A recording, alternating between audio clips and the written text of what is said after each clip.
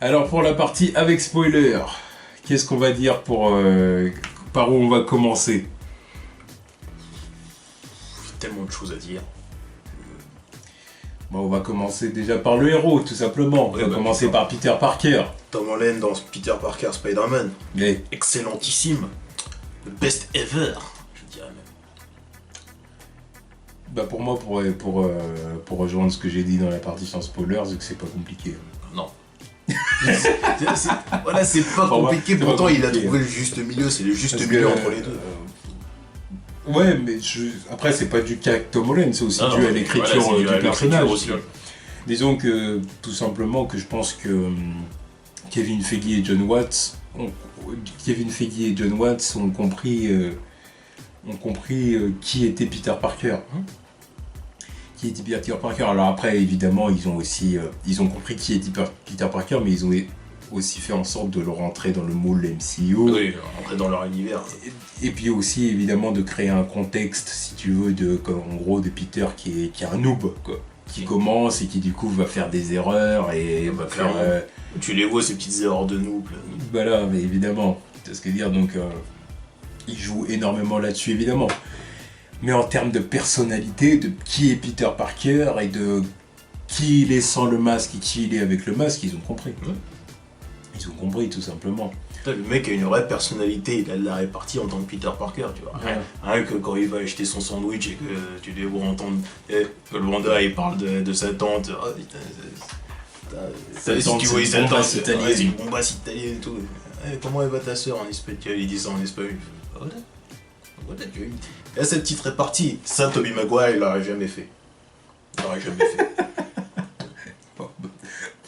Bah non, Oui, non, mais je vois ce que tu veux dire. mais- Il avait pas une répartie de... Après, évidemment, il aurait jamais eu de raison de le faire à personne quand on a regardé sa tante, mais. Oui, Dans non, mais le je veux dire, contexte, pour autre je veux chose. dire, voilà. Alors ça c'est sûr, hein. Ça, c'est voilà, c'est mais comme j'ai voilà, encore une fois je le répète, c'est pas compliqué de faire mieux quoi. Parce que Tu vois qu'il est intelligent en plus. c'est vraiment pas compliqué de faire mieux quoi, parce que le Peter Parker de Toby ou Peter. Après il y a aussi Peter Parker d'Andrew, le Peter Parker d'Andrew lui aussi il avait de la répartie, mais lui Ouais, c'était mais abusé, lui. lui c'est des drôles, tu vois. Quand je te- pour moi, je retiens toujours la scène du dîner avec le daron. Manque de respect. Là pour le coup, le Peter Parker de Tom Holland ne ferait jamais ça. Tu Bah vois. non. Bah, il y a qu'à voir la scène avec Vautour. Là. Mm. Putain. Meilleure scène du film. Ah ouais, mais quel plot twist. Enfin, plot twist. Oui, le twist. Parce que bon, les spoils sur internet étaient faux. Ils se sont trompés de Black Girl en fait. Ils disaient c'est le père de Michel, Zendaya. Non, bah non. C'est le père de Liz Allen. Voilà. Qui du coup est Liz Toombs. Oui. Il faut dire Liz Toombs, c'est pas Liz Allen. Ouais. Ou faut dire Liz tout court si tu veux spoiler personne. Voilà. Pour ça tout à l'heure j'ai dit Liz. Oui. Et j'ai pas Ouais, dit c'est- Allen. Ouais, c'est vrai. J'ai dit ni Allen ni Toombs. Parce Ouais. que si tu dis Toombs, bon bah tu... spoiler. Voilà. Tu vois, spoiler alerte. Mais voilà, c'est Liz Toombs. Putain, mais ouais, la relation. Tu vois, le Vautour, non, j'ai kiffé Michael Keaton. Hmm. Tu comprends d'où il vient, tu vois, il est là, il récupère les trucs, tu vois, le bordel, enfin, il récupère le bordel que les Avengers ils ont causé, c'est son gagne-pain, puis arrivé là, tu les vois arriver, oh non, on va s'occuper de ça, propriété de Tony Stark. Honte de bâtard, c'est sérieux vous? Là, je le comprends. Un petit peu. Attends, garde la pêche, moi je vais garder ce que j'ai, je vais faire du bif avec. Ok, bon, je me suis dit, ouais. Tu m'encules comme ça, je suis un bâtard si je le ferais pas. Bah, si je suis à sa place, je le ferais. On a affaire à un ennemi qui est pas du tout manichéen. Quoi. Non. C'est pas un méchant, voilà. Non, Non, il est pas méchant pour être méchant. disons que c'est l'homme de tous les jours Voilà. qui tourne mal parce que voilà quoi, parce qu'il est dégoûté de comment marche le monde quoi. Voilà. Tout simplement, de comment marche le monde et puis de la réflexion des puissants quoi. Du mépris des puissants sur les petits. Et puis voilà, comme je disais tout à l'heure, côté Walter White, c'est sa double vie avec sa famille, tu vois. Parce qu'à aucun moment, évidemment, qu'ils comprennent pourquoi ils ont autant de bif, tout ça. Il fait son argent avec la contrebande et tout ça. C'est excellent, le truc. Non, mais pendant tout ce... Parce que bon, le Vautour a jamais été aussi badass. En comics, il pue la merde. Mais, Il pue la merde intégralement. Mais là, au cinéma, c'était excellent. Et quand je vois Michael Keaton dans le rôle, j'ai beau le kiffer en retour, je me dis putain, il aurait fait un putain de Norman Osborn. C'est vrai qu'il aurait fait un très bon Norman Osborn. Parce que là, le truc, c'est qu'en Voutour, il met la barre très haut. Il met la barre très haut pour la prochaine méchant. Et que maintenant, tu vas pas le revoir, en fait. Enfin, même si tu le revois, c'est dans un film Sinister Six, je sais pas quand tu le reverras, mais... pas grand chose à faire avec, quoi. Alors qu'en Norman Osborn... il aurait envoyé du pâté. Ouais, mais après, je suis pas certain que Michael Keaton ait envie d'un rôle sur le long terme à ce point-là, tu vois. Donc, de toute manière, c'est... À mon avis, ça, tu peux oublier cette idée. C'est dommage. Je suis pas certain. Parce que introduire Norman Osborn, en faire l'homme d'affaires et tout, c'est que ça va être un personnage récurrent du Oui, MCU, voilà, aussi, c'est sur 2-3 films. Et je suis pas certain que Michael Keaton soit vraiment intéressé par ça. C'est dommage. Parce que, il a fait le vautour, c'est déjà très bien. Ouais, parce que putain, il est kiffant. Il était kiffant. La scène, toute la scène à partir du moment où Peter il va chercher Liz, jusqu'au moment où... J'adorais cette scène. Tiens, j'y attendais pas. Dans la salle de cinéma et tout le monde qui était là. Oh. Ah oui, tu ouvres la porte, tu le vois là, on te dit What the fuck? Oh putain de merde. Ouais. Merde, qu'est-ce qu'il fout là? Puis après tu vois Peter pas bien. Ah bah oui, ah ouais, la scène, le malaise. Allez, on prend une photo et tout, il est jeune et tout, puis lui il est là. Puis l'autre il comprend pas, il dit c'est bon. Tu veux du scotch? J'ai pas l'âge de boire. Très bonne réponse. Et donc comment ma fille? Très bonne réponse. Ouais, puis après la scène où il est conduit au truc, avec commence à capter que Peter c'est Spider-Man, tu fais oh putain de merde. Bah, le mec est pas bête quoi. Bah non, tu vois, en même temps, tu vois, non, de toute façon, pour moi la scène de la voiture, de la conversation entre Peter et Adrian, c'est la meilleure scène c'est la meilleure scène du film. C'est ce que dire, même le regard dans le rétro et tout. Puis après la discussion menaçante. Ouais. Après nous on a vu ça en VF, donc à voir ce que ça donne en VO aussi. C'est quelque chose qu'il faut dire, c'est qu'on a vu le film en VF. Puis bon, on va aller le voir en VO pour voir ce que ça donne. Il faut que j'essaye d'entendre le what the fuck de Marisa Tomei à la fin. C'est clairement ça. Donc ouais, mais voilà. Michael Keaton, voilà. Très bon Michael Keaton. Pour moi c'est mon bad guy préféré du MCU. Voilà. Ensuite passons à Iron Man. Tony Stark, Robert Downey Jr. Comme prévu, il n'était pas aussi présent. Il n'était pas aussi présent que ce qu'on voulait nous faire croire. Certains. Et moi je savais qu'il serait pas évidemment c'est un film Spider-Man, du vrai qu'il voit exister Spider-Man avec Iron Man. En plus ça faisait longtemps qu'ils avaient dit qu'il avait le droit à 4 scènes ou un truc comme ça, les gens ils sont bêtes, ils ont vu 3 trailers, c'est Iron Man 4. C'est bon. Ça fait combien de temps vous nous vendez votre Iron Man 4 là, depuis Iron Man 3 justement. À chaque apparition, Iron Man 4. Allez, non, déjà dans Avengers, ils nous ont dit Iron Man 3. Voilà, c'est ce que j'allais dire. Déjà pour Avengers, les gens étaient là, vous allez voir, Avengers ça va être Iron Man 3. Ouais, bah non, au final, ils ont le même temps d'écran pour tout le monde. Ta gueule. C'est bon, pour ça, on peut pas empêcher les gens de troller. Après, évidemment que c'est une figure centrale de l'univers, c'est logique, ils vont pas faire autrement. Faut bien qu'ils soient un peu présents dans leur univers. C'est leur poster guy. C'est leur premier super-héros dans leur monde. C'est leur Superman en quelque sorte. Super-héros, oui, voilà, comme tu l'avais dit. Oui, je l'avais dit dans la vidéo. Non, mais je veux dire dans la timeline du MCU, c'est pas le premier super-héros, c'est ça que je veux dire. Là, il y a Captain avant. Non, mais c'est le premier super-héros pour lequel ils ont fait un film. Quoi. Oui, voilà, c'est ça. Et puis, à l'heure actuelle, c'est leur super-héros le plus populaire au sein de l'univers Marvel de leur MCU. Oui. Donc forcément que... En plus, il y a aussi une logique, c'est que comme ils ont l'intention de faire de Spider-Man le successeur, en gros, le personnage principal du MCU, qu'il soit le mentor. Dans la phase 4, il y a aussi du coup quelque chose de très... comment je pourrais dire ? Il faut bien introduire la passation de flambeau. Voilà, c'est la passation de flambeau. C'est Iron Man qui passe le flambeau c'est Iron Man qui passe le flambeau à Spider-Man. Il dit allez petit, vas-y. C'est fait d'une très belle façon. Que ce soit placer les capteurs pour repérer où il est, tout ça. Ce qui d'ailleurs, du coup, ça serait pas étonnant du coup qu'Iron Man meure dans Infinity War, tu vois. Ce serait pas étonnant. Mais bon, ça on verra. Non mais moi j'ai adoré comment ils ont géré le. Voilà, puis après Robert Downey Jr. évidemment il est dans son rôle hein, comme d'habitude, lui égal à lui-même. De toute façon au bout d'un moment je me demande est-ce qu'il y a une vraie distinction entre Robert Downey Jr. et Tony Stark. Quand tu vois en interview, je me dis c'est le même mec. Il se force pas à jouer en fait. Non, il joue pas. C'est juste, voilà, c'est pas. C'est encore plus salaud. Hein, parce que le pognon qu'il palpe pour jouer à un truc qui est pas vraiment joué, c'est juste moi. Quoi. Juste moi, mais avec. Mais en même temps, il y a des acteurs qui. Oui, bah. Ouais. Enfin, qui essaient d'être naturels dans leur rôle. Hein. Il y a des gens, ils avaient même pas joué leur propre rôle dans certains films. Donc après. Non, après, voilà, bon, bah, Iron Man, il fait des apparitions à des moments clés, mais des moments qui sont. Ouais. Tu comprends, tu dis. Il regarde le truc de loin, il respecte la vie de Peter, mais tu vois, il le prend pas pour un compte, c'est bien. Et bah, à la fin du film, on voit qu'en fait, il le testait, quoi. Ouais. On voit que Spider-Man Homecoming, en fait, tout le film, c'était un test pour Peter. Et même le truc où, tu vois, il croyait qu'il voulait pas le croire, mais en fait, c'est lui qui avait envoyé le FBI pendant la transaction sur le ferry. Tu dis, bah, voilà, il le prend pas pour un con.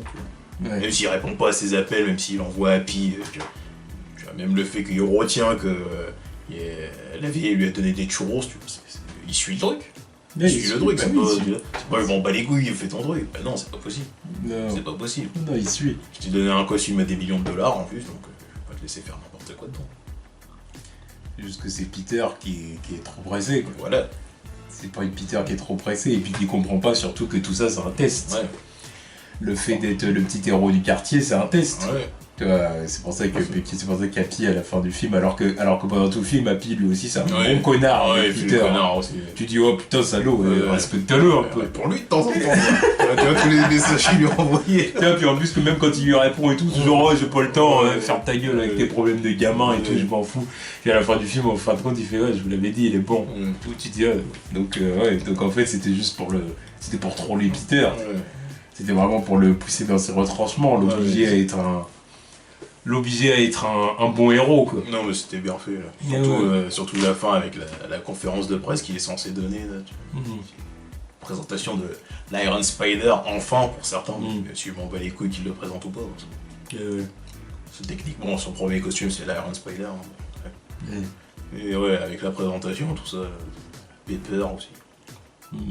Je chier qu'ils aient dévoilé Pepper était dans le... Il y a trop de trucs qui me font chier, par exemple. Le fait qu'ils aient dévoilé que le Scorpion allait être là et que Pepper allait être là. J'aurais préféré le découvrir dans le film. De quoi? J'aurais préféré voir Pepper à quel moment? Non, mais pas savoir qu'elle était dans le film, tout simplement. Ah, ouais. Parce qu'ils ont dévoilé le truc il y a quelques semaines, là. Encore ceux qui facilitaient les trucs. Ouais, Iron Man 4, tu vois. J'aurais préféré pas savoir qu'elle était là.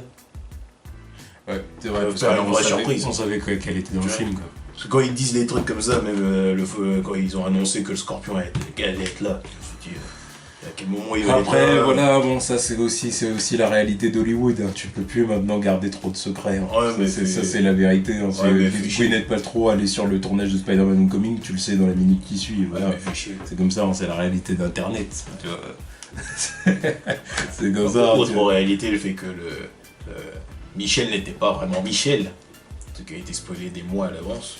C'est ça, donc Zendaya est bien Mary Jane Watson. Au final, c'est quoi son vrai nom? Je sais pas. Ça doit être Michel, Jonas, je sais pas quoi. Ah oui, on m'appelle MJ, son prénom c'est Michel, y a plus de place pour Mary Jane. Bon, je sais pas, on verra comment ils vont gérer ça, mais par rapport à son prénom ou par rapport à... Est-ce que son vrai blast c'est Michel? Est-ce que par contre la révélation parce qu'ils sont capables de la jouer à l'américaine en disant qu'elle est dans une situation compliquée, familiale compliquée. On verra. Par contre la révélation je le trouve un peu flinguée. Ouais, moi c'est ce que je te disais tout à l'heure. Parce qu'ils ont le truc de la fin. Parce que bon on s'y attendait. Ça fait forcer. Bon, tu vois, je le mets au même level que Dark Knight Rises quand ils ont révélé que le mec il s'appelait Robin. Puis à la limite, je trouve que ça aurait mieux marché s'il l'avait clairement appelé Mary Jane, tu vois. Parce que là, le fait de l'appeler... En même temps, ça aurait été spoilé dès le début. Ils voulaient quand même garder la surprise, quand même. Puis le surprise, c'est bon, maintenant on sait ce qu'ils veulent en faire, tu vois. Oui, maintenant on sait ce qu'ils veulent en faire, mais bon... Oui, non, je vois ce que des mois à l'avance, non. Oui. Des mois à l'avance, sans même voir le film, les gens, ils supposaient que c'était Mary Jane, donc... Ouais, bon, en tout cas, on verra comment ils vont gérer la chose par la suite, mais après, pour l'instant, c'est... J'ai bien aimé son personnage, mais après... Là encore, le truc qui me dérange, c'est que, voilà, pareil, c'est que c'est une petite génie, elle aussi, quoi. Ouais. C'est comme Flash Thompson, on a vu qu'ils sont tous dans une école de génie. Non mais ça c'est le truc qu'il faut comprendre, à partir du moment où il remplace ces personnages-là dans un moule d'école de surdoués, ça peut pas être les mêmes personnages que dans Ah le mais comics. j'attends de voir l'évolution aussi. Parce qu'on parle de Flash, mais à ce moment-là on peut aussi parler de Betty Brandt. Tu vois ce que je veux dire, voilà. On peut parler... Donc gardez vos théories Gwen Stacy aussi. Voilà. On peut parler de Liz aussi. Liz dans les comics c'est pas censé être une génie. C'est pas censé être la fille d'Adrian Toomes. Oui aussi. Mais bon, même ça c'est encore un autre sujet. Mais là je parle vraiment du monde. Je parle surtout du truc des génies. Là. Oui. Voilà, tu vois ce que je veux dire. Bon bah évidemment. Mais après, Flash pareil. Non mais voilà aussi Liz Allen. Qui connaissait Liz Allen encore avant le film? Liz Allen, les gens on s'en bat les couilles. Alors que Mary Jane et Flash Thompson, c'est des personnages iconiques de son. Ok, d'accord, mais n'empêche que c'est la même logique. Oui, c'est la même logique. C'est pareil. Liz, elle change parce qu'elle fait partie du truc des génies. Flash change parce qu'il fait partie du truc des génies, et elle, c'est pareil. Tu vois ce que je veux dire? À partir du moment où tu les mets dans ce moule-là, donc ça peut plus être les mêmes personnages, donc il faut faire un choix. C'est soit tu les mets dans ce moule-là, mais les personnages sont forcément pas les mêmes, du coup. Soit tu laisses Peter dans un lycée normal. Donc au bout d'un moment, tu fais ton choix. Tu fais ton choix, mais tu choisis. Mais moi, j'attends de voir ce qu'ils feront avec le personnage. Ah oui. Et sans aucun doute, on aura le droit à notre scène iconique. Parce que... Bah, ça, mais évidemment. Ah bah là, c'est préparé. C'est préparé comme il faut. C'est sûr et certain qu'ils vont le faire. Ça. Balle de promo dans quelques années. Elle garde encore sa vieille dégaine, mais voilà, il y aura le shift plus tard. Et puis... oh putain. Surtout que du coup, Peter est en deuxième année, pas en première. Ouais. Ah, ça a été dit, hein. Ce qui fait que du coup, il lui reste que 2 ans au lycée. Quoi. Ouais, bah, c'est bien aussi. Il reste que 2 ans au lycée. Non, mais c'est bien parce qu'il faudrait pas trop forcer non plus. Au bout d'un moment, ça va se voir aussi. Beaucoup plus. Bah, oui. Ah oui, parce que Tom Holland ne va pas être éternellement jeune. Non. Il va pas avoir éternellement 20 ans, donc faut 21 maintenant. Donc il faut accélérer là. Voilà. Faut clairement accélérer. Ensuite, on va plutôt se pencher du coup sur le scénario du film, sur ce qui s'est passé dans le film, vraiment. Donc du coup, au début, c'est vraiment quelque chose de très terre à terre, on va dire. Donc c'est Peter dans le Queens. Parce que du coup, dans le film, on n'a pas du tout de scène où Peter voltige entre les buildings de Manhattan et tout. Non. Ça, ils ont complètement boycotté ce truc-là, tu vois. Ouais, c'est bon, on l'a assez vu aussi. Ouais, mais moi je pense que. Oui, c'est pour ça qu'ils l'ont fait, c'est évident. Il y a quand même un changement, une sorte de changement de décor. Oui, voilà, ils ont fait ça pour changer de décor, même l'amener à Washington, tout ça. Ce qui veut dire lui faire une tape sur un avion et tout ça, c'est des trucs qu'on n'a jamais vu. Le voir galérer quand il n'y a pas d'immeubles aux alentours, tu vois. Bâtisser ma toile. Voilà, donc c'est pas l'air con. Quoi. C'est pour ça qu'ils ont fait ça, tu vois. C'est évidemment pour changer un peu de décor. Mais je pense aussi que c'est pour nous dire que Peter, en gros, il est que dans ses premiers mois. Et que du coup, pour l'instant, c'est, comme ils disent dans le film, l'araignée du quartier, quoi. Ouais. Ah bah oui, c'est vraiment l'araignée du quartier quand tu vois l'interaction avec les passants, tout ça. Voilà. La petite vieille qui lui demande son choix. Il a interagi avec avec les autres gens qui habitent dans le Queens, quoi, les autres habitants du Queens. Il fait son petit truc, voilà, c'est un peu comme Daredevil et son Hell's Kitchen, quoi. Ils s'occupent de leur quartier et basta. Mais après, je me doute bien que dans les prochains films, les prochaines apparitions de Spider-Man, on va monter en... Voilà, il va bien finir par voler entre les buildings de Manhattan, et voilà, bon, ça je m'en doute bien. Ça va être petit à petit, quoi. En parlant de quartier, là, je suis un peu déçu du caméo de Stanley, quoi. Ouais, c'était pas... Je m'attendais à mieux, parce que bon, Spider-Man, c'est son bébé, tu vois. Tu dis, ils vont lui donner une scène comme dans Amazing Spider-Man 1, quoi. Pour moi, ça reste toujours son meilleur caméo, quoi. Parce que, voilà, Spider-Man. Et ouais, là, c'est genre un petit vieux qui sort sa tête à la fenêtre, là. Parle avec l'autre petit vieille, rien à voir avec Spidey. Gâchis un peu. Bon, je suis d'accord. Le caméo pas terrible. Après, pour être honnête, je vais dire un autre truc aussi, c'est que j'accorde de moins en moins d'importance à ces caméos, tu vois. Bah, on C'est-à-dire a quand que même eu c'est- un bon caméo dans Gardien de la Galaxie, quoi. Donc, Non, mais d'accord, mais après, disons que quand le caméo est bon, bah, je le note, forcément. Ouais. Mais après, quand le caméo est pas terrible, parce que ça arrive, il y a plusieurs films dans lesquels. bah, le il y en a, caméo oui, ils est sont pas- dispensables voilà. ou on s'en bat les couilles. Moi, je m'en fous. Parce que, voilà. Moi, je m'en fous pas, parce que ça reste Spider-Man. Donc, normalement, il devrait y avoir un putain de caméo dans un film Spider-Man. Oui, mais je veux dire, c'est le principe même du caméo de Stan Lee, si tu veux, moi, que je. Voilà. C'est pas que je veux pas qu'il fasse, que je veux plus qu'il fasse de caméo, Non. parce que bien évidemment que. Bah, s'il en fait plus, c'est que c'est grave. Hein. Voilà. Donc, bien évidemment que c'est sympathique de le voir faire ses caméos et tout ça, mais après. Bah, ça fait partie du rendez-vous. Voilà, mais après, voilà, quoi.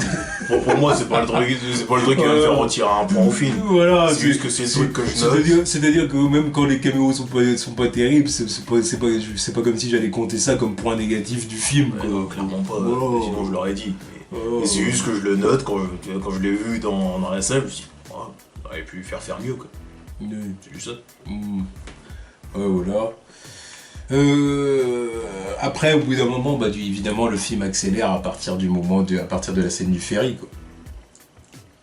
Ouais. À partir de la scène du ferry, avec Tony qui lui retire le costume, tout ça, c'était assez bien réussi, je trouve, la scène du ferry. Ouais, C'était- là, il montrait clairement c'était qui le patron, tu vois. Tu avais Peter en train de galérer avec ses toiles, tout, tu vois Tony qui arrive avec ses petits drones, et puis pff, voilà, c'est bon, je t'ai rassemblé le truc. Allez, on va parler. Ok, bon, bah voilà, tu vois la différence de level, quoi. Ouais, rien que tout ça serait arrivé si vous m'aviez écouté et tout ça. Si vous en avez quelque chose à foutre, vous seriez là. Voilà, je suis là. Voilà, moi tu peux te taire. Et maintenant tu tu parles à un adulte et tout. Oh, il lui met un CP de Ouais, daron. et tu vois une figure paternelle ou pas? Il est là, tu vois. Il était loin en train de faire ses trucs en Inde, mais ça y est, maintenant il est là. Ah, ce truc en Inde, je sais pas c'était quoi là. Est-ce que ça préparait un truc ou c'était juste un petit voyage comme ça? Non, je sais pas. Je sais pas. D'ailleurs, Peut-être qu'il préparait son mariage avec Pepper. oui, c'est ce que je pensais moi aussi. Mm. Autre truc à signaler, c'est comment l'Avengers Tower, il l'a revendu. Mais Mm. qui? Je sais pas. Ça prépare quelque chose. De pas l'avoir revendu à un mec lambda, là ça prépare quelque chose. Mm. On verra. Si on avait eu des bruits de couloir d'entente avec la Fox, j'aurais dit préparer les Fantastic Four, mais non. Je pense à Norman Osborn, mais apparemment on l'aura pas tout de suite, donc On verra. Ça, on verra. ça restera un mystère. Après, quel élément de l'intrigue qu'il faut parler? Bah, moi, du coup, bien évidemment, ce que j'ai adoré, c'est la partie lycée. Oui. La C'est partie... la partie la plus. De toute façon, la vie de Peter Parker, c'est le truc le plus intéressant du film, quoi. Ouais. C'est vrai. Alors, autant j'aime ces parties Spider-Man. Parce qu'on y croit, en fait. Voilà. On y croit, et on y croit au lycée, tu vois. C'est une vraie vie de lycée. Avec leur club Voilà. d'échecs, là. Mais je veux dire, ça fait pas lycée un peu over the top, tu vois, par exemple, que tu peux voir dans certains films ou séries, tu vois ce que je veux dire, où Ok. on essaie de te faire un faux lycée, tu sais, où tu dis... High School Musical. Si Ah, tu non, veux- mais si bon, tu veux prendre c'est- cet exemple-là, non, mais bon, par bon, exemple. j'y repense, je me disais, putain, c'était des foutaises, vos trucs. Ah, mais tu vois, des lycées... On y croyait, mais c'était des foutaises, quoi. N'y croyez quoi? N'y croyez même pas, c'est pas vrai, tu vois. Non, mais on croyait parce que l'âge des acteurs, tu vois. Et après, Oui, le reste du truc, je me disais, mais arrêtez vos conneries. Mais ouais. Ah oui, ça faisait vrai lycée, en fait. Et voilà. C'est un autre, voilà, c'est un autre point fort du film, c'est que ça doit être un film Spider-Man, encore une fois au lycée, mais pour une fois que c'est bien fait, ça apporte une vraie fraîcheur dans l'univers cinématographique des super-héros, quoi. Oui, déjà, parce que Tu ça a sens, jamais été enfin, fait. tu sens enfin un vrai super-héros jeune. C'est vrai. Pas les gamins que tu peux Mais voir. c'est quand même censé être le principe même de Spider-Man. Hein. Oui, mais D'être pour, censé être le gamin autour de tous ces adultes. oui, mais pour une fois, c'est bien fait, tu vois. Ouais. Pour une fois, c'est bien fait. Disons que c'était effleuré tout au début du premier film de Sam Raimi, et puis un peu plus abordé dans le film de Mark Webb, dans le premier film de Mark Webb, mais c'était pas terrible, quoi. Ouais. Le lycée était pas très élaboré, et puis il y avait pas... On ne sentait pas la vie du lycée, tu vois. C'était vraiment... voilà, on te disait qu'il était au lycée, mais en même temps, on te montrait pas... C'était pas plus exploité que ça, Et là, même là, juste le fait que ce soit un jeune super-héros, un jeune personnage avec des pouvoirs, j'y crois. Alors que même dans les films X-Men, il y a des fois, je sais pas, j'arrive pas. Je sens pas l'ambiance. Parce que non, évidemment, il y a les darons, il y a les profs, mais normalement, l'institut des jeunes mutants. Ouais. t'y crois pas au truc. Et t'y crois pas, tu les vois pas, enfin tu les vois de loin les jeunes, mais ils servent à rien quoi. Alors que là, oui, tu sens que c'est le jeune super-héros, quoi. Le jeune avec des pouvoirs. Ouais. Non, ça c'était très bien. Après, ouais, bah oui, après, si on veut aller plus, disons, à la fin du film, bah évidemment, c'était la très bonne scène de la voiture dont on a parlé plus tôt. Ouais. Mais aussi un moment que j'ai vraiment adoré, c'est évidemment le moment où il soulève les gravats. Ouais. Ouais. Ah bah, Ça parce faisait que- référence à une scène iconique des comics. Voilà, parce que j'ai vu évidemment. le truc arriver. En plus, putain, ça commençait où il était en train de chialer limite, tu voyais qu'il pouvait pas sortir du machin. D'ailleurs, Tom Holland a bien joué. Ça. Ah oui, ouais. Bon, Parce même que- s'il y avait la VF, mais tu voyais que. Ouais. Elle était fragilisée à ce moment-là. T'avais pitié, tu disais, ouais merde. Ah, et tu te Encore dis- une fois, n'oublions pas qu'il a 15 ans. Voilà, tu te dis qu'il y a personne autour, c'est un gamin. Est-ce qu'il va y arriver ou Et il tu sais qu'il va y arriver, mais voilà. Il panique. Voilà. Merde, comment je fais quoi. C'est le genre de moment où les gens ils doivent se dire ah, putain, Tony, viens. Non, bah non, tu veux pas qu'il soit là. Bah non, il est pas là. Là, démerde-toi. Non, il pouvait pas être là, Voilà, il avait plus le costume. Voilà. Mais je le voyais, je voyais le truc arriver, je fais putain, est-ce qu'ils vont le faire? Est-ce qu'ils vont le faire? Puis quand je voyais le truc, je me suis dit, oh, putain, ils l'ont fait, tu vois. Surtout et en plus avec Allez, le putain. reflet dans Allez, l'eau putain. là, les Allez, deux Spider-Man. faces là. Ah Je oui. me suis dit, oh putain, ils vont y aller, ouais. Allez, Spider-Man. Ah, j'ai dit, voilà. Ok, on est J'ai bon. kiffé, mais petit truc que j'aurais aimé, c'est vraiment, enfin, tu sens que le truc est lourd, mais pas aussi lourd que dans les comics. Quoi. C'est vrai que dans les comics, ils portaient un truc qui était de plusieurs tonnes, un truc de ouf. Quoi. Surtout avec la pression. Enfin, là, ils ont refait la même chose avec un petit peu de flotte sur le visage, mais normalement au-dessus c'était la pression de la flotte, c'était la pression de l'océan. Quoi. Et j'aurais préféré voir un truc vraiment bien lourd, mais bon, fuck, tu vois, c'est juste histoire de chipoter. Quoi. Après, à voir aussi comment ils veulent gérer la force de Peter aussi. Faut quand même bien montrer qu'il est balèze. On sait déjà qu'il est balèze, mais faut bien. Ils l'ont déjà montré. Oui, mais bon. Ah oui, je crois qu'ils l'ont déjà Oui, montré. Là, oui, que ce soit dans Civil War ou dans ce film-là, je crois qu'ils l'ont déjà montré Oui. qu'il était balèze. Oui. Tu vois. Mais après, il faut voir à quel point ils veulent le rendre balèze, parce qu'ils sont pas non plus obligés de respecter les versions Bon, en même temps, où Peter il soulève des trains ou des trucs comme ça. en même d'accord. temps, vu ce qu'ils font avec Hulk et Thor, Oui, par je exemple. sais pas ce qu'ils vont faire avec Spider-Man sur le long terme. Par exemple, oui, voilà, tu vois, je veux dire, c'est pour ça que je dis, faut voir à quel point ils veulent le rendre fort. Ils sont pas obligés d'en faire un mec qui arrive sur les rails et qui soulève un train, tu vois. Bon. Après, on peut aussi, on peut aborder du coup la fin, le combat combat final. final, ouais. Le combat final était décevant. Ouais. Le combat final. Bah, ouais, surtout, perso, il y je avait eu la trouve- partie avec l'avion, bon, bah, il faisait ce qu'il pouvait, quoi. Ouais. C'était pas, il faisait ce qu'il pouvait pour faire atterrir l'avion, tout ça. Et au sol, il s'est fait monter en l'air. Mais il a rien fait, il s'est fait monter en l'air. Ouais, mais en plus de ça, là, je trouve que c'était mal. Là, pour le coup, c'était mal réalisé, tu vois. Le combat, il était moche. C'était. Paf Ouais. Paf. Tu vois, il était ramené au sol, bon. Oui, bah, il y avait rien. Puis en plus de ça, tu vois, c'était prêt, tu vois ce que je veux dire, ça faisait un Ouais. peu, je vais pas dire du zoom parce qu'on va peut-être pas exagérer, mais c'était. Non, non. Le combat final, déjà, il était décevant et en plus, il Ouais. était moche et mal filmé, tu vois. Après, c'était- oui, voilà, c'était pas terrible. j'ai beau aimer le film, pour moi, les scènes d'action, déjà, il n'y en a pas tant que ça. Non. Il n'y en a pas tant que ça. Et oui, on peut dire que la plupart des scènes d'action, tu les as vues dans le trailer. Même si c'est des versions plus longues, quoi. Mm. Mais ouais, voilà. Non, mais je veux dire, j'ai largement préféré, je veux dire, les scènes où Peter sauve ses potes Ouais. à l'obélisque de Washington, où Petite mention à Zendaya et son petit commentaire, enfin, Michel et son petit commentaire, j'ai apprécié. ouais. Ou le moment où, du coup, bah évidemment, oui, Peter essaye d'arrêter le vautour sur le ferry, tu vois. Ouais. J'ai largement préféré ces scènes d'action-là que le combat final. Le combat final, moi, je l'ai vraiment pas trouvé ouf. Ouais. Je l'ai vraiment pas trouvé ouf. Après, encore un truc, on va aborder encore deux choses sur le film, c'est le costume, du coup. Mm. Le costume, qu'est-ce qu'on en a pensé? Le fait qu'il soit aussi high-tech. Jusqu'à ce qu'évidemment, il remette son costume fait maison qu'il avait avant d'avoir le costume de Tony Stark. Bah, c'est une bonne et une mauvaise chose, parce que...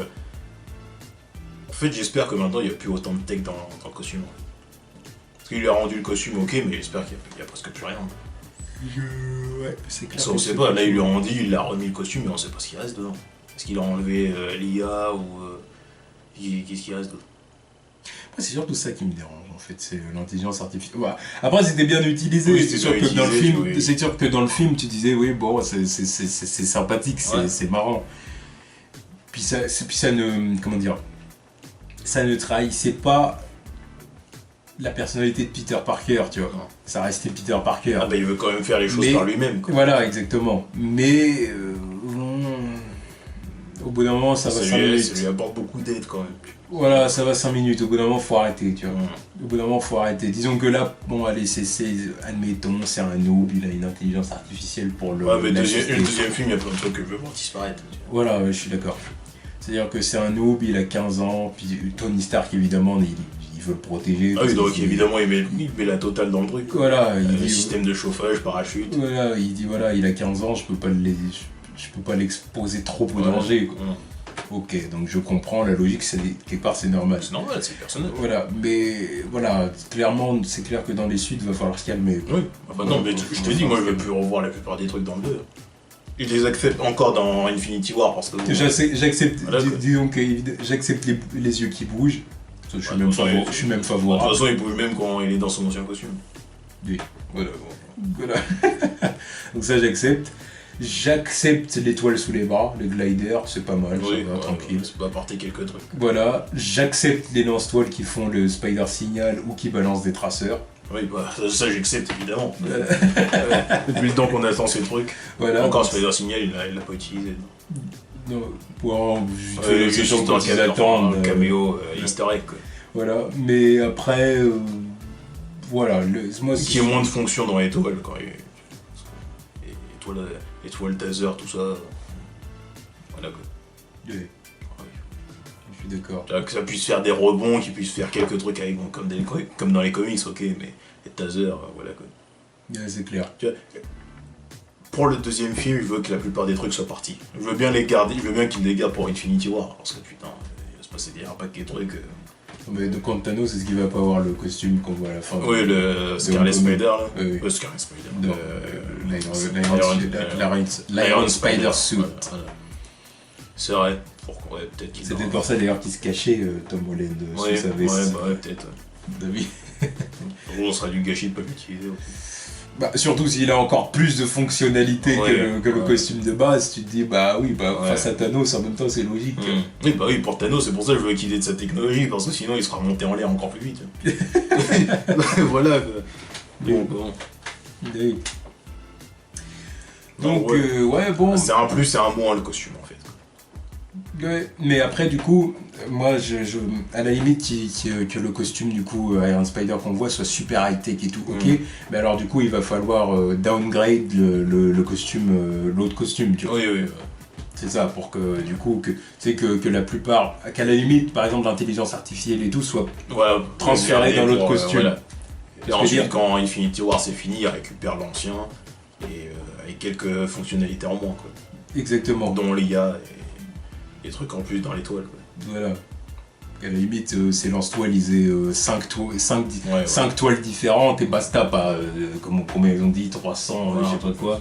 Non, 5 toiles différentes et basta. Même les modes, tu vois, les modes kill et tout ça, c'est bon. Voilà, bon non, mais ça, de toute façon ils le font pas, oui, c'était juste pour la blague. Oui, mais voilà. Et après, qu'est-ce qu'il faut aborder aussi pour Spider-Man Homecoming pour finir? Qu'est-ce qu'on peut aborder d'autre? Moi, vite fait, j'ai bien aimé Tante May. La Tante May, exactement. Relations familiales. Il faut quand même en parler. Tu vois. Parlons des relations familiales. Bon, évidemment, je vais voir le truc tout de suite. Oui, ils ont joué sur le fait qu'elle était bonne, qu'elle était fraîche. Pour ce, fallait bien le faire. Je n'ai pas passé à côté. Oui. Vu toutes les remarques qui ont été faites avant, fallait bien qu'ils abordent le sujet. Ils l'ont balancé comme ça dans le film. Ils ont fait un petit peu trop, mais fuck, c'est bon, ça passe, tu vois, je m'en fous. C'est pas... Et la relation avec Tante May, ouais, elle est bien. Elle est bien. Tu sens que c'est... C'est la maman protectrice. Voilà, c'est la maman tout en restant attente. Oui. Seul petit truc que je dirais personnellement, c'est que moi déjà, bon, je suis bien content évidemment qu'il n'y ait même pas eu un flashback sur les origines ou je sais pas quoi. Je pense qu'il n'y avait pas besoin. Parce que c'est bon, gagnons du temps. Et puis autre chose aussi, le fait qu'on n'ait pas eu à entendre le speech de base.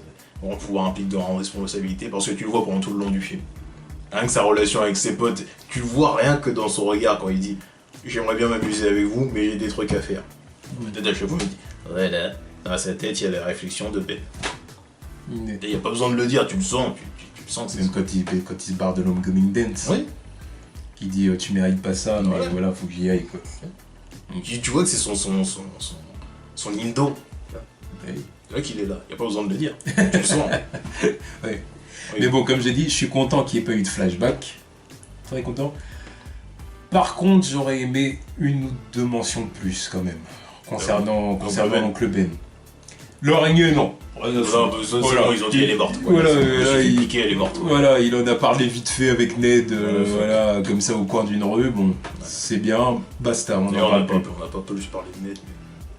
Oui, voilà, oui, bon, Ned aussi, on va en parler après. Voilà. Mais par contre, pour ce qui est de l'oncle Ben, j'aurais aimé au moins, par exemple, qu'il y ait un petit échange avec la tante May. Tu vois. Ouais, parler de ça vite fait. Je sais pas, par exemple, une petite photo même. Par exemple, qui rentre à la maison, puis qu'il la voit pleurer en regardant une photo. Ouais. Puis qu'on voit qu'il y a la culpabilité dans son regard. Puis je demande pas une scène qui dure 5 minutes. En gros, il a quand même dit à Ned, il faut pas lui faire ça parce que. Oui. Tu sens encore le truc. Oui, voilà, il y a quand même eu ça, mais bon, c'est quand même léger. Et voilà, mais je veux l'entendre. Voilà, au moins entendre son nom, merde. On entend Oncle Ben. Voilà. Pour moi, c'est le minimum syndical quand même, tu vois. Faut quand même revenir là-dessus. Oui. Je comprends, voilà, qu'ils aient pas voulu insister et tout ça. C'est normal. Ok. Je comprends, mais il va falloir quand même revenir là-dessus. Et puis, comme on a dit, Ned, évidemment, c'est le meilleur pote. Ouais, c'est le meilleur pote, c'est le sidekick. Le meilleur pote sympathique qui regarde du porno, quoi. Cette scène, elle est excellente, tu vois. Yeah. Il l'ai vu venir en plus. Il va dire porno. Il l'a dit. Putain, tu vois, le timing est bon, tout ça. Non, c'est le bon pote, c'est le geek dans la chaise, c'était comment son nom dans Static? C'est le Reggie de Static. Yeah, exactement. Ah, je l'aimais. Mais il était drôle, tu vois. C'est ce qu'il fallait en fait. C'est ce qu'il fallait. Lui aussi, il apporte une touche de fraîcheur dans le film, dans le personnage. Je suis d'accord. Donc pour conclure, en gros, moi je dirais que Spider-Man Homecoming, c'est un film qui nous représente un bon Spider-Man. Ouais. Qui nous présente même tout simplement Spider-Man. Le meilleur Spider-Man. Je dirais tout simplement que ça nous présente Spider-Man. Ouais. Et au sein du Marvel Cinematic Universe, pour un premier épisode, disons que c'est prometteur. Ouais. On n'a pas parlé de l'incohérence. Ouais, l'incohérence de la timeline aussi, c'est vrai. L'incohérence des voilà, 8 ans plus tard. Parce que le film est sorti. Le Avengers, il se passait en 2012. Oui, c'est ça. Ouais. Donc 18 ans plus tard. Et en plus de ça, dans Civil War, t'as bien Vision qui dit que ça fait 8 ans depuis Iron Man 1. Tu dis, non, il y a un souci là. Il y a un souci. Ou alors sinon, c'est que c'est pas clair jusqu'à maintenant, faut faire de la retcon, mais il y a un souci là. Il y a clairement un souci au niveau de ça. Bon, après, tu te lances dans le film et puis tout bouge, tu oublies ça. Ils étaient même pas obligés de dire 8 ans en plus. Je sais pas pourquoi ils l'ont mis. Ils étaient pas obligés de le dire.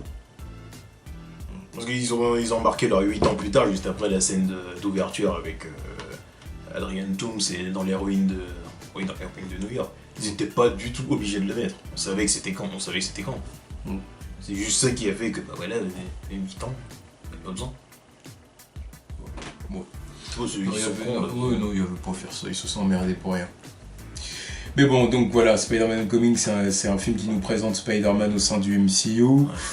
Il y a pas mal de bonnes surprises, pas mal de rebondissements, le plot twist avec Liz Toomes, bon, c'était pas mal, c'était marrant, le vilain est très bon. Ouais. Iron Man est présent, mais pas trop. Voilà.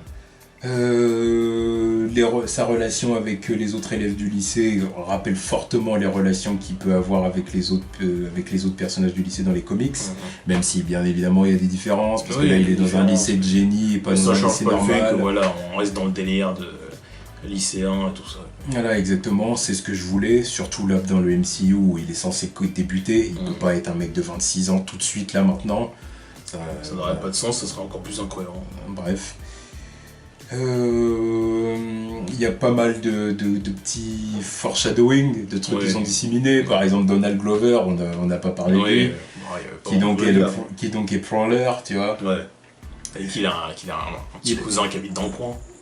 Un petit neveu qui habite dans le Queens. Un petit neveu qui habite dans le Queens. Voilà, bon, donc tu dis que ça doit être un petit neveu qui doit être tout petit. Tu vois. Voilà, qui doit s'appeler Miles. Voilà, et même si c'est un petit Miles de 3 ans, tu vois, tu te dis, bon, voilà, ça fait qu'il a 12 ans de moins que Peter, bon, bah, ça marche, ça fonctionne, tu vois. Après, que dire, le film en lui-même après ne révolutionne pas le film de super-héros sur le plan cinématographique, sur le plan artistique. Il révolutionne pas le film de super-héros, il n'apporte rien de nouveau et tout. Il n'apporte même pas grand-chose au MCU. De ce que dire, voilà. Disons que c'est pas comme Les Gardiens de la Galaxie Volume 2 par exemple, quand j'avais dit que le film n'apportait rien au MCU. Non, parce que c'est tellement loin et en plus. Non mais c'est ouais, non, mais ça n'apporte rien de toute façon. Puis même c'est pas pareil. Parce que disons que les Gardiens de la Galaxie en plus n'apportent pas de nouveaux personnages, on les connaissait déjà. Ils apportent quand même Mantis. Oui, mais bon, ça c'est tu vois ce que oui, je veux dire, voilà, moi je parle vraiment de l'équipe des Gardiens de la Galaxie, voilà. Ouais, elle n'est pas chamboulée tant que ça. Voilà, ça n'apporte rien de ouf. Voilà. Alors que par exemple des films comme Spider-Man, Doctor Strange ou Spider-Man, Doctor Strange ou Black Panther l'an prochain, c'est des films qui pour le coup t'apportent de nouveaux personnages qui vont pouvoir affronter Thanos. Donc il y a quand même une logique différente, tu vois ce que je veux dire, on te présente de nouveaux personnages au sein du MCU qui vont être importants en plus dans les phases suivantes. Oui. Donc voilà. Et ben là c'est clairement la relève. Ça. Voilà, on nous prépare la relève, ni plus ni moins. Donc voilà, donc après le film n'apporte rien, comme j'ai dit, au MCU, il révolutionne pas le genre, disons, super-héroïque, le genre entre guillemets, mais ça reste un film agréable et cool à suivre, voilà, et puis quand t'es un fan de Spider-Man, ça fait plaisir, parce que t'as l'impression de suivre une histoire de Spider-Man. Même si ça apporte pas une vraie évolution au domaine super-héroïque, ça apporte quand même une vraie fraîcheur dans le truc. Voilà. Il y a une nuance, c'est pas révolutionnaire, mais il y a une vraie fraîcheur qui est apportée avec le film. Voilà. Après, est-ce que le film est meilleur que les films précédents ? Déjà, moi, c'est sûr et certain que pour moi, c'est meilleur que les The Amazing Spider-Man, et de loin. C'est pas compliqué. Après, est-ce que c'est meilleur, par exemple, que les deux premiers Spider-Man de Sam Raimi ? C'est meilleur que Spider-Man 1 pour moi, clairement. Et pour moi, c'est meilleur que Spider-Man 2. Je le dis. Pour moi, c'est mon meilleur Spider-Man. Parce que Spider-Man 2, j'ai beau le kiffer, en le revoyant, il y a trop de trucs qui me font chier. Tu vois, les dépressions de Peter, sa relation avec Mary Jane qui me casse les couilles, des personnages qui servent à rien comme le fils de Jonah Jameson, là, c'est bon. C'est un truc qui vieillit mal au final. Puis même sa relation avec Harry dans le 2. Mais évidemment. C'est-à-dire que j'ai pas envie de le revoir se prendre des gifles. Je comprends que Harry lui en veuille. Non mais ça c'est normal. Je comprends que Harry lui en veuille et tout, mais je sais pas, il y a un moment où au bout d'un moment c'est traité bizarrement. Au bout d'un moment le manque de couilles de Peter il me fait chier un peu. Que ce soit avec Mary Jane ou avec Harry, c'est bon. Non, il a pas les reins. Mon Peter Parker il se prend pas de chiffres comme ça au milieu de tout le monde. Tu vois, ça. Non, puis il y a ça, mais puis même sans ça, il a pas les reins. Il a pas les reins. Non. Donc moi, je vais pas trop me prononcer là-dessus, j'attends de le revoir en VO, mais en tout cas, c'est clair que pour moi, c'est le haut du panier. Après, contrairement aux films de Sam Raimi, qui, eux, pour le coup, a fait révolutionner les films de super-héros, parce que ça amenait vraiment, ça a lancé une vague, là, lui, ne lance rien. Mais maintenant, est-ce que ça veut dire que c'est un moins bon film Spider-Man ? Non. Ça, je suis pas sûr. Non. Mais bon, ça, comme j'ai dit, je reviendrai là-dessus plus tard, donc voilà. En tout cas, maintenant, passons à la partie note. Donc, pour conclure, on donne une note, évidemment, sur 5, comme d'habitude. Donc, on donne notre note chacun, puis après, on fait la moyenne. Donc sur 5, combien tu donnes à ce film? Donc évidemment, donc, il faut tout prendre en compte. Hein. C'est le, le film en lui-même, sans parler du côté adaptation, le film, l'adaptation en elle-même, évidemment, comme on est fan de Spider-Man, on peut quand même se prononcer. Et puis, bah ouais, l'ambiance globale, quoi, ce que tu as pensé, quoi. Alors déjà, je suis pas objectif, c'est Spider-Man. Je le dis déjà. Oui, parce que bon, voilà, mon avis peut être biaisé parfois quand je vois un film Spider-Man. Sur le coup, j'avais kiffé Spider-Man 2, enfin Amazing Spider-Man 2, alors qu'en le revoyant plus tard, ce film est à chier. Hein. Donc celui-là, que ce soit à chaud ou à froid, ça change pas le fait que je lui donne un 4,5-5. Et je lui donne un 5. Je lui donne un 5 sur 5. C'est pas un film parfait. C'est pas un film parfait. Pourquoi tu lui mets 5 alors? Parce qu'il m'a apporté tout ce que je voulais voir. Tout simplement. Moi, c'est comme ça que je note, moi. C'est pas parce que le film est parfait que je vais lui mettre un. Parce qu'il y a des films qui sont meilleurs que d'autres, qualitativement. Et puis, après, c'est bête à dire parce qu'aucun film est parfait. Voilà, mais après, il y a toujours un problème. Voilà, chacun son point de vue, chacun voit comment il voit, chacun voit son film comme il le veut. Mais par contre, je regarde le fait que si le film apporte tout ce que je veux voir, sur tous les points qui m'intéressent, c'est fait. Après, ça sera peut-être pas meilleur qu'un autre film d'un point de vue esthétique, etc. Mais tant que le film m'a plu, je lui mets un 5. Donc c'est un 5 pour toi. Après, je change pas le fait que pour l'instant, le meilleur film de l'année au niveau super-héroïque, c'est Logan. Oui. Je change pas le fait. Non, oui, je suis d'accord aussi. Ça reste le meilleur film sur tous les points. Je suis d'accord. Après, moi, du coup, sur 5... C'est Spider-Man, mais c'est enfin le lycée, mais c'est enfin Spider-Man. Sur 5, je pense que du coup, moi aussi, je vais plutôt lui mettre, comme on a dit, 4,5, 5. Mais c'est quand même un 4,5 plus, quoi. On va dire un 4,5 qui tend vers le 5. C'est parce que je peux pas dire 4,90, tu vois. Non, mais si ça tenait qu'à moi, si on devait faire des trucs comme ça, j'aurais mis 4,8. Allez. Voilà, donc disons que voilà. J'ai trouvé que la partie Peter Parker, c'est une vraie réussite. C'est excellent. C'est le meilleur Peter Parker qu'on a eu. Puis ça reste la meilleure partie du film aussi.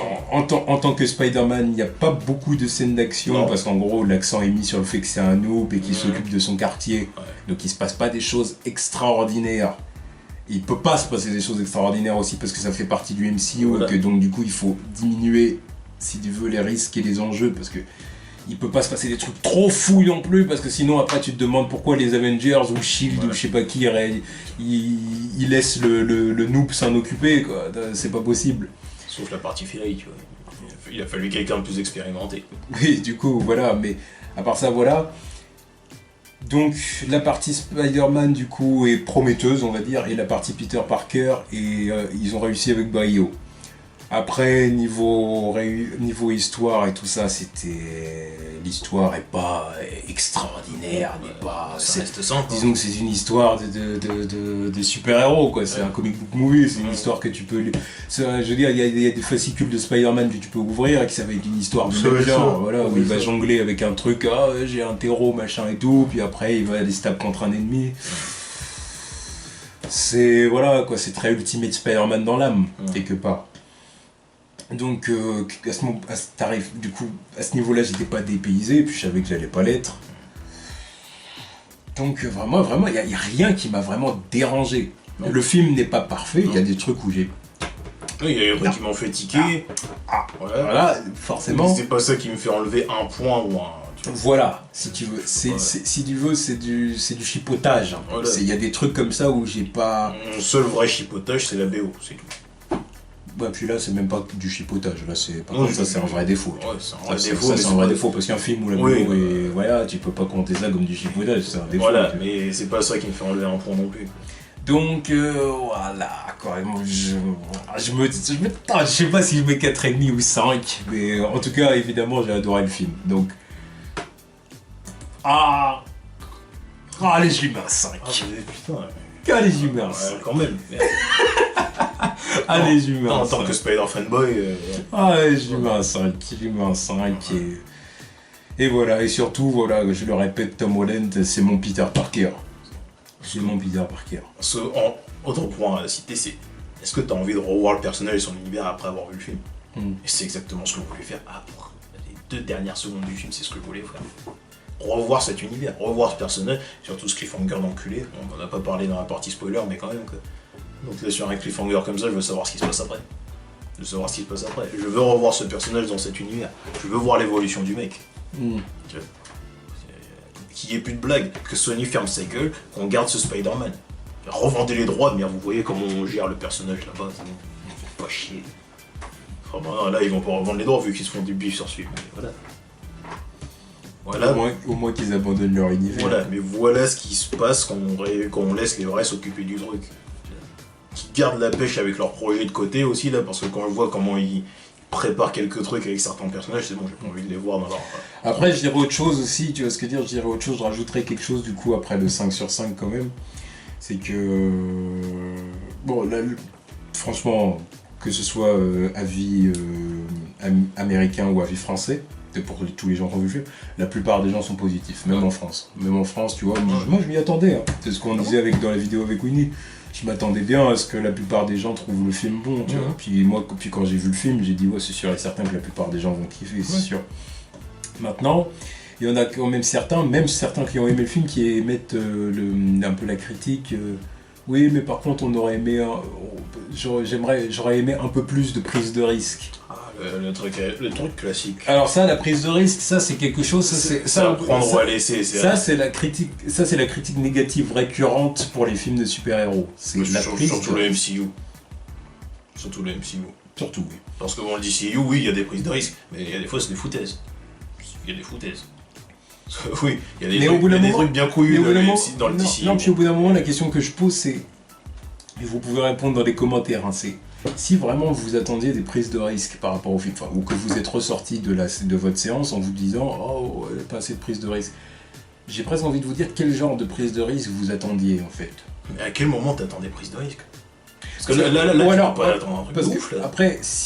Parce qu'après, si vous me dites que ce que vous voulez, c'est du suspense, là on est d'accord. Moi aussi, je veux du suspense. Moi aussi, je veux du rebondissement. Moi aussi, je veux des situations où je dis oh putain. Alors ça, je m'y attendais pas dans le scénario. Est-ce que ça arrive? Un twist de ouf, tu vois. Okay.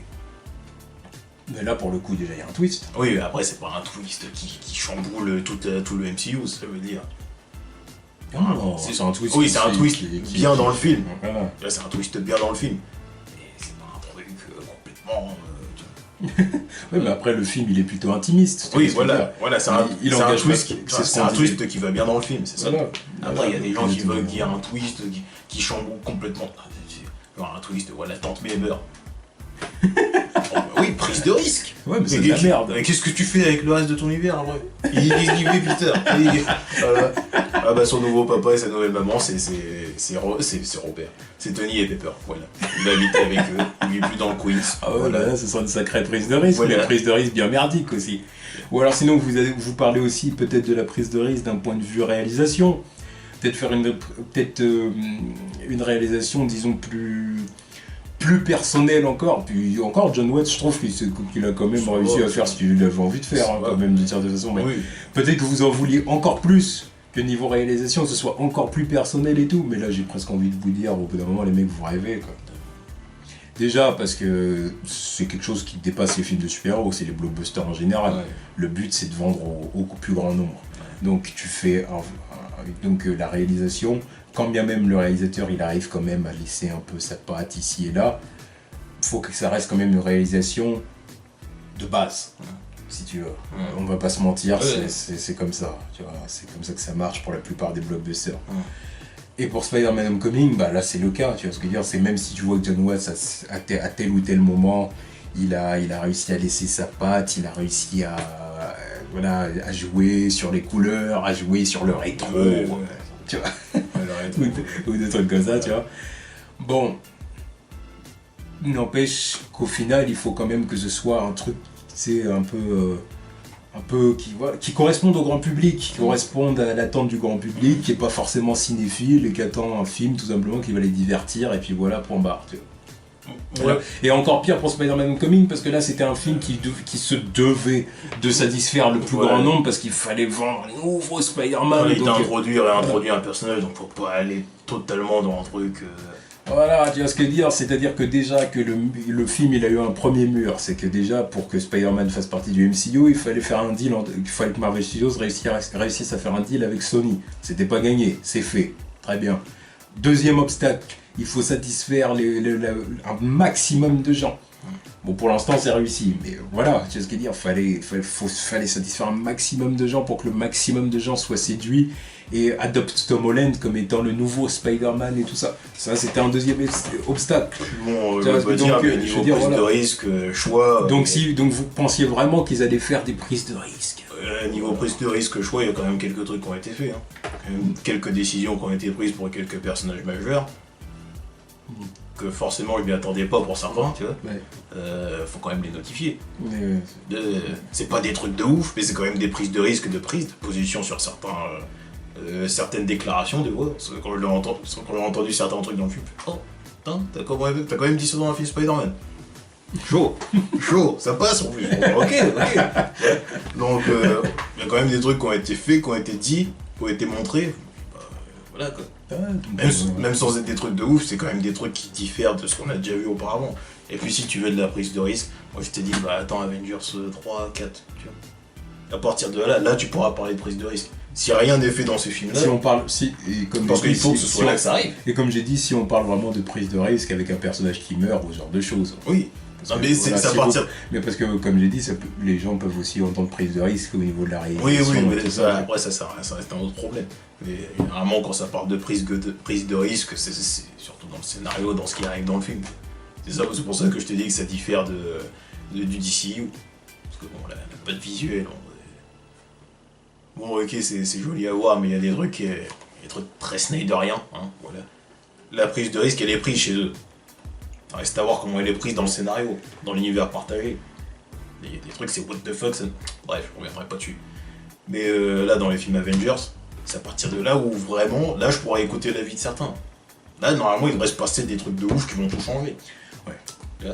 Et après, c'est à partir de là que... C'est une série TV, quoi. C'est une série ciné, tout simplement. Oui.